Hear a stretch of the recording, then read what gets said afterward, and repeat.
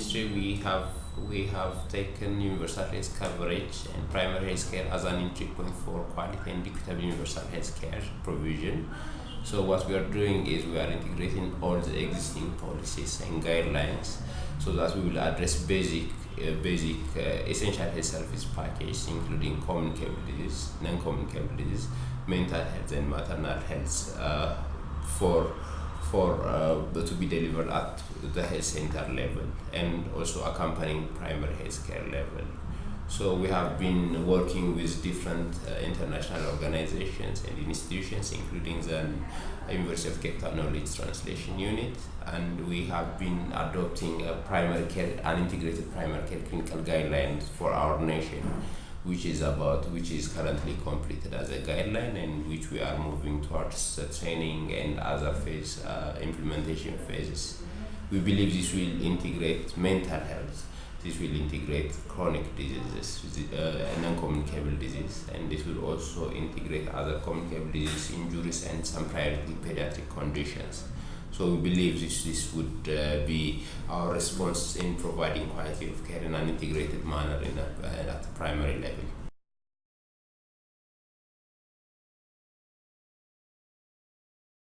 A brief history to this.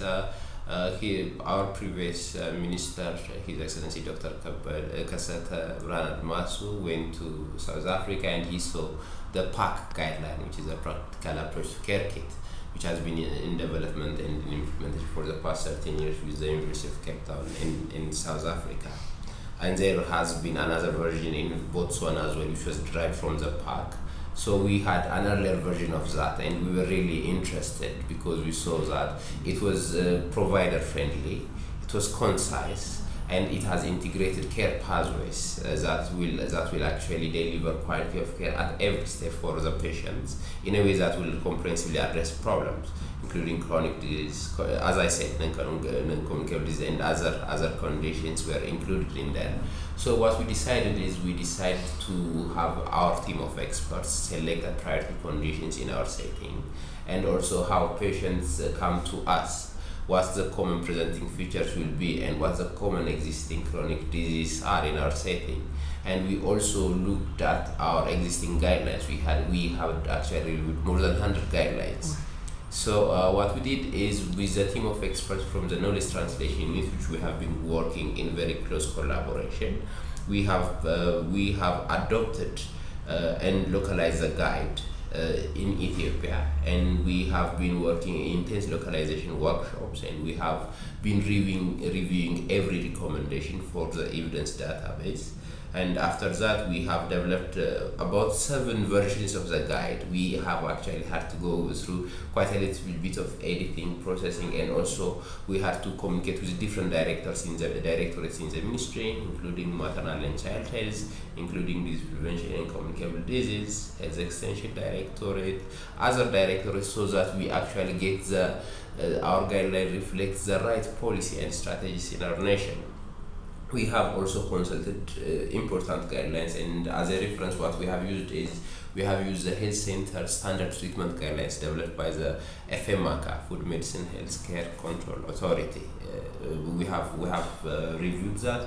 We have also seen other national guidelines, including pediatric pocketbooks, national non-communicable disease management guidelines, and other important guidelines. So through a rigorous localization process, we have developed the guide. But before we had a final print and editing, we actually took some selected pages of the guide to different health centers, about 9 health centers in Addis, and we had feedback from 27 mid and low-level health professionals, including nurses and health officers.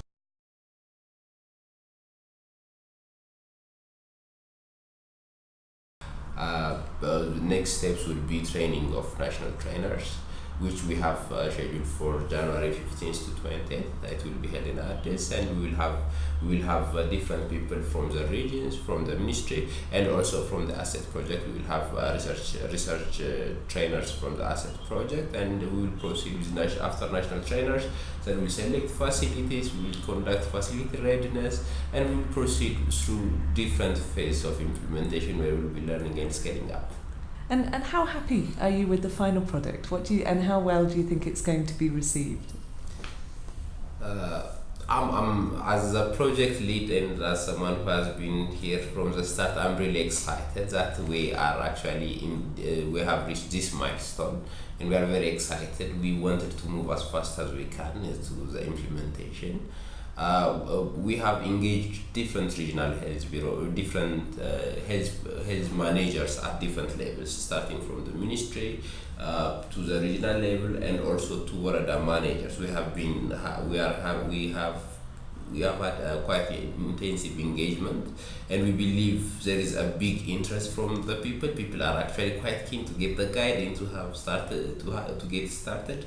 We have selected about 52 sites to start with, but people actually want more sites to be started with, but we just want to make sure that it will be properly implemented and that we succeed in the first sites. So we are keeping it to 52 first, but we are going to have a rapid scale up, and I hope with the right political commitment which we have at the ministry, we will go ahead and have a successful implementation. What do you think are the most important priorities for any research that would help to support that process that you've just outlined? Yeah. So preparing an integrated, comprehensive, evidence-based guideline is one thing. Implementing it at the ground and getting the right results is another.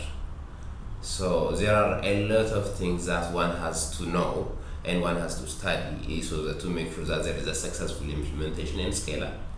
For example, there are some facility factors that are from the facility, how it's organized, how the governance is, how the word and administrative politics and commitment is in there. And also you have to look at human resources, you have to look at the systems that are already built in. So we have to really see what are enablers for a successful implementation, and what can help for successful implementation. The other thing is we have also to measure whether this guideline actually achieves what we intended to do. We want to improve the quality of care provided in those areas. So does adherence to this guideline, or does properly utilizing this guideline mean that we have improved the quality of care and the effectiveness, and we have to see that if there is an improvement in outcome. Not only that, but we also have to see, apart from effectiveness outcome, we also have to see other parameters, like we have to look at if there is any improvement in access. For example, one of the things what we are trying to do is to integrate other conditions. Now we are adding non-communicable disease treatment and management at health center level. That means, is there really an increase in access to care in non-communicable disease, in mental health? Are we really managing patients with trauma, emergencies, and things like that at the appropriate level? Are we actually improving the referral pathway? Is this new way of thinking actually improving? And if not, what can we do to improve it? So priority areas in outcome, in impact, and also in health service systems strengthening and improvement are our priority areas that we would like to monitor and to do research and to improve upon our interventions. And what are your hopes for how ASIC could support any of that?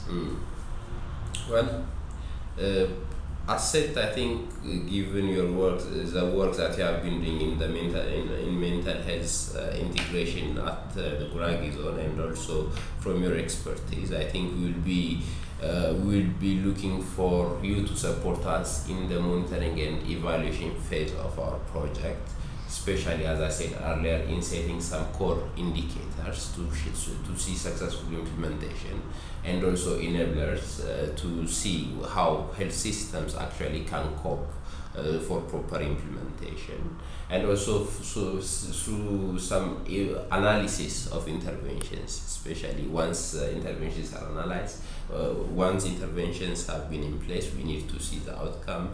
As I said, the increase in access, and also in the health services delivery, what improvements.